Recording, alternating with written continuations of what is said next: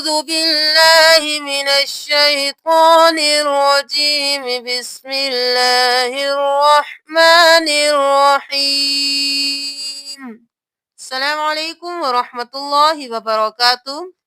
آج ہم آپ کو خالی الف کے بارے میں بتائیں گے کہ جب بھی کسی آیت کے ختم ہونے کے بعد خالی الف آتا ہے تو بہت سے لوگ اس وقت وہاں پہ رک جاتے ہیں اور کنفیوز ہو جاتے ہیں کہ اس پر کون سی حرکت لگانی ہے۔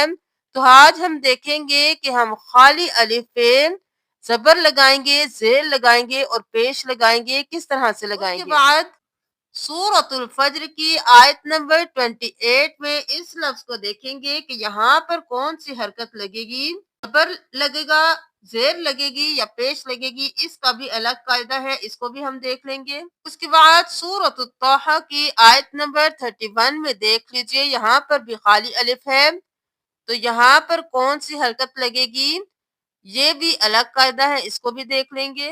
اس کے بعد سورۃ الفاتر کی آیت نمبر 43 میں اس لفظ کو دیکھ لیجئے، یہاں پر بھی خالی الف ہے، اس پر بھی زبر ہوگا، زیر ہوگی یا پیش ہوگی۔ اس کے بعد سورۃ الیاسین کی آیت نمبر 21 میں دیکھ لیجئے، پارہ نمبر 22 کی آخری آیت ہے، یہاں پر لوگ بہت کنفیوز ہوتے ہیں کہ اس پر کون سی حرکت ہوگی۔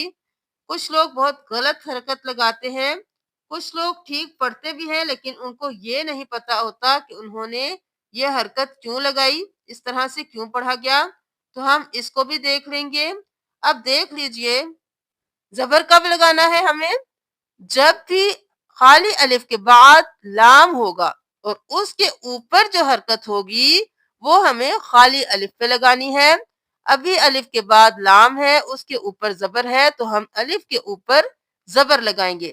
آپ جب بھی یہ سورت پڑھتے ہیں آپ پڑھ تو دیتے ہیں الذی یوسوس، لیکن آپ یہ نہیں جانتے آپ نے الذی کیوں پڑھا، تو آپ نے یہ یاد رکھنا ہے کہ لام کے اوپر جو حرکت ہوگی وہی آپ نے خالی الف پہ لگانی ہے۔ اگر آپ اس کو ملا کر پڑھتے ہیں تو آپ پڑھیں گے وَسْوَاسِ الْخَنَّاسِ الَّذِي، لیکن آپ اگر وقف کریں گے تو یہ خالی الف ہے، اس پر ہم زبر لگائیں گے، الَّذِي يُوَسْوِسُ فِي صُدُورِ النَّاسِ۔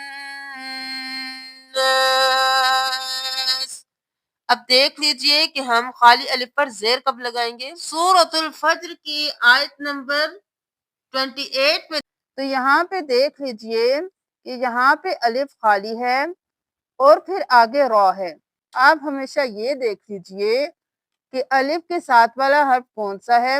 اب دیکھیں ساتھ والے حرف پر تو ساکن ہے، جزم ہے، تو ہم یہ نہیں ملائیں گے، اس سے اگلے والے حرف کو دیکھیں گے کہ اس پہ کون سی حرکت ہے۔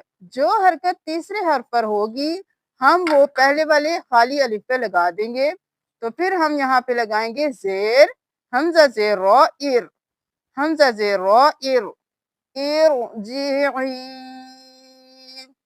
ارجعی، ارجعی الی ربک راضیۃ مرضیہ۔ اب سورۃ الفاطر کی آیت نمبر 43 میں دیکھ لیجئے، یہاں پر خالی الف ہے، اس سے بعد والا حرف ساکن ہے، جیسے کہ ہم نے پیچھے دیکھا تھا، اس کے بعد والے حرف پر زیر ہے، تو ہم اس الف پر کیا لگائیں گے، زیر لگائیں گے۔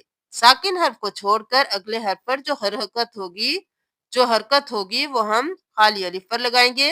اب دیکھ لیجئے حمزہ زیر سین اس، تا زیر کاف تک، استکبار فی الارض، ہم استکبارن نہیں کر سکتے، استکبارن نہیں کر سکتے، ہم یہاں پر اس لیے زیر لگائیں گے کیونکہ تیسرے حرف پر زیر ہے، استکبار۔ اب سورۃ الیاسین کی آیت نمبر 21 میں دیکھ لیجئے، یہاں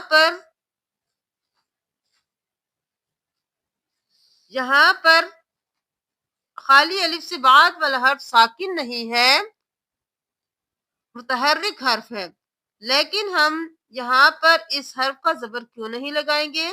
ہم اس پہ بھی تیسرے حرف کو دیکھیں گے، اس لیے ہم نے آپ کو پیچھے بتایا تھا کہ جب بھی الف کے بعد لام ہوگا اس کے اوپر جو حرکت ہوگی وہ ہم الف پر لگائیں گے۔ یہاں پر لام نہیں ہے، تا کے اوپر زبر ہے، تو ہم زبر اس لیے نہیں لگائیں گے کہ یہ لام نہیں ہے، اس لیے ہم یہاں پر بھی تیسرے حرف کو دیکھیں گے، اس پر جو حرکت ہوگی وہ ہم خالی الف پر لگائیں گے، جیسا کہ حمزہ زیر تا، اتا زبر تا، اتا با زیر بی، اتبعوا من لا يسألكم۔ اب یہاں پہ سورۃ الطٰہٰ کی آیت نمبر 31 میں دیکھ لیجئے، حمزہ الف ہے، خالی الف ہے، اس کے بعد شین ساکن ہے، تو ہم یہاں پر بھی تیسرے حرف کو دیکھیں گے۔ اب تیسرے حرف پر پیش ہے تو ہم اس خالی الف پر پیش لگائیں گے، تو بن جائے گا حمزہ پیش شین، اش دال پیش دال دودھ، اش دودھ، اش دودھ۔ اگر ہم ملا کر پڑھیں گے آخش دودھ، یہاں پر وقف کر دیں گے تو ہم اس پر پیش لگائیں گے، اش دودھ بے ازری۔ امید ہے کہ آپ کو خالی الف پر کب زبر لگانی ہے، کب زیر لگانی ہے، کب پیش لگانی ہے اچھی طرح سمجھ میں آ گیا ہوگا۔ پھر بھی اگر آپ کو کوئی بات سمجھ نہیں آئی تو آپ کمنٹ کر کے پوچھ سکتے ہیں۔ جزاکم اللہ، السلام علیکم ورحمۃ اللہ وبرکاتہ۔